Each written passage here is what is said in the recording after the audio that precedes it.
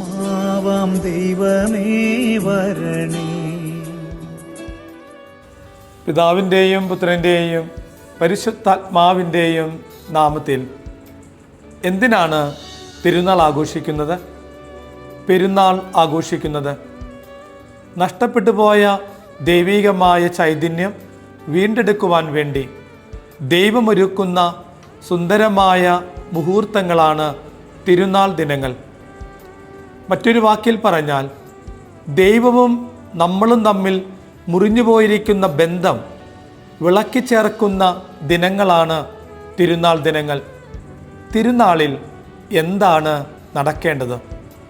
തിരുനാളിൽ നടക്കേണ്ടത് ദൈവാരാധനയാണ്. ദൈവത്തിൻ്റെ മക്കൾ ദൈവത്തിൻ്റെ ആലയത്തിൽ വന്ന് ദൈവത്തെ ആരാധിക്കണം. യോഹന്നാന്റെ സുവിശേഷം 12-ാം അധ്യായത്തിൽ നമ്മൾ വായിക്കുന്നുണ്ട്, തിരുനാൾ ദിനത്തിൽ യേശു ദേവാലയത്തിലേക്ക് പോകുന്നുവെന്ന്. ദാനിയേലിൻ്റെ പുസ്തകം 6-ാം അധ്യായം 10-ാം വാക്യത്തിൽ തൻ്റെ ജീവിതത്തിൻ്റെ പ്രതിസന്ധി വരുമ്പോൾ ദാനിയേൽ തൻ്റെ ഭവനത്തിൻ്റെ ജനാലകൾ ജെറുസലേം ദേവാലയത്തിന് അഭിമുഖമായി തുറന്നിട്ടുകൊണ്ട് ഭവനത്തിൽ മുട്ടുകുത്തി ദൈവത്തെ ആരാധിക്കുന്നുണ്ട്. നമ്മുടെയൊക്കെ ഇടവക തിരുനാളിന് കൊടികയറുമ്പോൾ ആരാണ് സന്തോഷിക്കുന്നത്? സ്വർഗമാണോ കൈയടിക്കുന്നത്, അതോ നരകമാണോ? ഓരോ ഇടവക തിരുനാളിന് കൊടി കയറുമ്പോൾ ദൈവാരാധന നടക്കുന്നില്ലെങ്കിൽ കയ്യടി ഉണ്ടാവുക നരകത്തിലാണ്. സ്വർഗം നിശബ്ദമായിട്ട് പോകും. ഒരുപക്ഷെ നമ്മുടെയൊക്കെ അനുദിന ജീവിതങ്ങളിൽ ദൈവവും നമ്മുടെ കുടുംബവും തമ്മിലുള്ള ബന്ധം അറ്റുപോയിട്ടുണ്ടെങ്കിൽ ആ ബന്ധം വിളക്കി ചേർക്കാൻ വേണ്ടി അനുതാപത്തോടുകൂടെ പശ്ചാത്താപത്തോടുകൂടെ നമ്മൾ ദൈവത്തിൻ്റെ ആലയത്തിൽ അണയണം. യോനാ പ്രവാചകന്റെ പുസ്തകം 3-ാം അധ്യായം 10-ാം വാക്യത്തിൽ നമ്മൾ വായിക്കുന്നില്ലേ, അവിടെ ദുഷ്ടതകളെക്കുറിച്ച് പെരുകിയപ്പോൾ അവർ മാനസാന്തരപ്പെടുകയും അവർ മാനസാന്തരപ്പെട്ട് പശ്ചാത്തപിച്ചപ്പോൾ അവരുടെ മേൽ വരാനിരുന്ന തിന്മ ദൈവം നീക്കിക്കളഞ്ഞുവെന്ന് നമ്മൾ വിശുദ്ധ വേദപുസ്തകത്തിൽ വായിക്കുന്നുണ്ട്. ഓരോ തിരുനാളിനും നമ്മൾ ജീവനില്ലാത്ത മതിലുകൾ നമ്മൾ അലങ്കരിക്കുന്നുണ്ട്. കണ്ണിന് ഇമ്പമായ ലൈറ്റുകളിട്ട് മനോഹരമാക്കുന്നുണ്ട്. കാതിനിമ്പമായ മേളങ്ങളുണ്ട്. നമ്മുടെ നാവിന് രുചികരമാകുന്ന ഭക്ഷണങ്ങളുണ്ട്.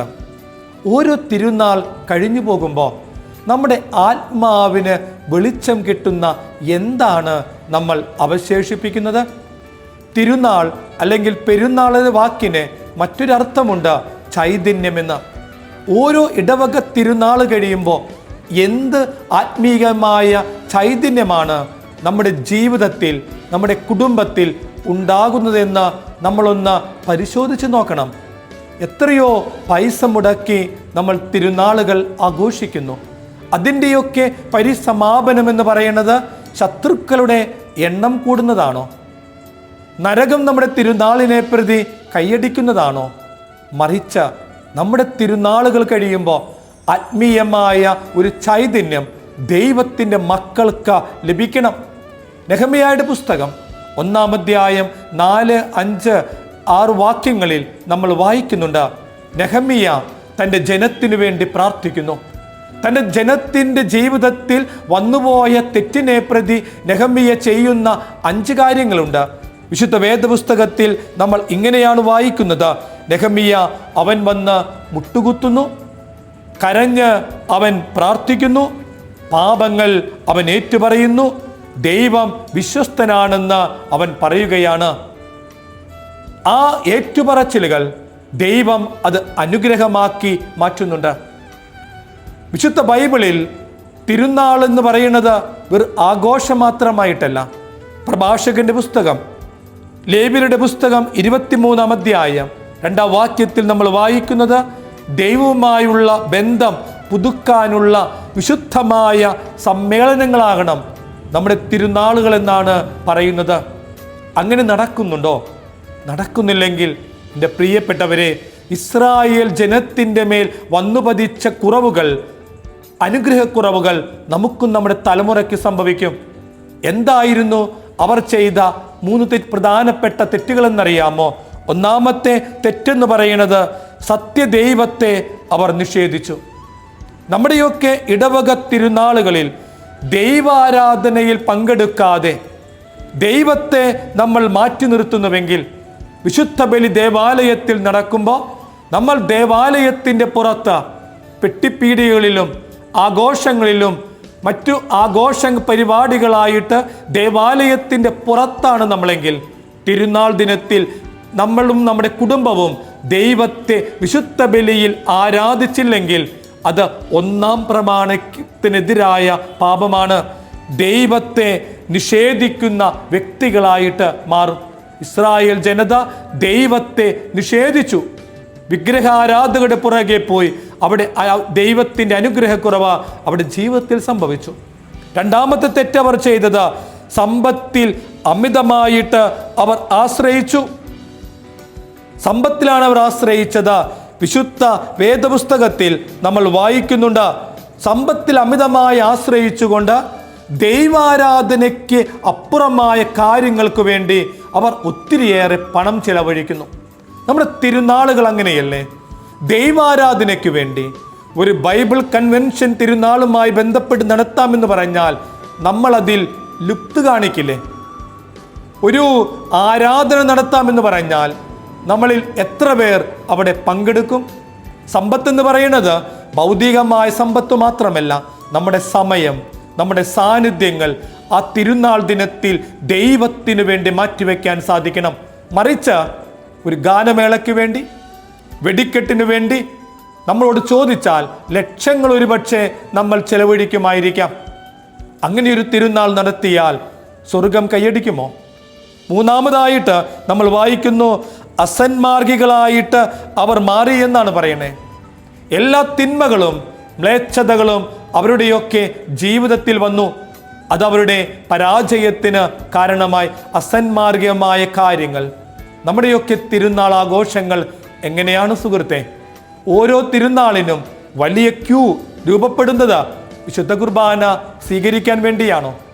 കുമ്പസാരക്കൂടിൻ്റെ മുൻപിലാണോ? അല്ലല്ലോ സുഹൃത്തെ.